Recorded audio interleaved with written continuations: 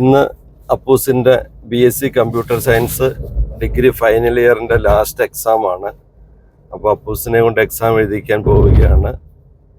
എക്സാമൊക്കെ എഴുതി കഴിഞ്ഞ് വരുന്നവരെ ഞാനവിടെ ക്യാമ്പസിലുണ്ടാവും. ഞാനും ഒരുപാട് ആഗ്രഹിച്ചിരുന്നു ഇങ്ങനെ എൻ്റെ അച്ഛൻ ഇങ്ങനെ കുഞ്ഞുനാൾ കൊണ്ടുവിടുന്ന പോലെയൊക്കെ എന്നെ ഇങ്ങനെ കൊണ്ടുവിടുന്നതും കാത്തിരിക്കുന്ന പോലെ. അപ്പം അങ്ങനെ ഒരു ഭാഗ്യം എനിക്ക് ഉണ്ടായില്ല. അപ്പം എനിക്ക് കിട്ടാതെ പോയത് ഞാൻ ആഗ്രഹിച്ചതുമാണ് ഞാൻ അപ്പൂസിന് കൊടുക്കുന്നത്. എക്സാം എഴുതിയോ? അവിടെ നിൽക്കാം, ഒരു ചെറിയ കാര്യം ഇത് പിടിച്ചു നോക്കാം. എന്താന്ന് അപ്പൂസേ, 21 വയസ്സായില്ലേ?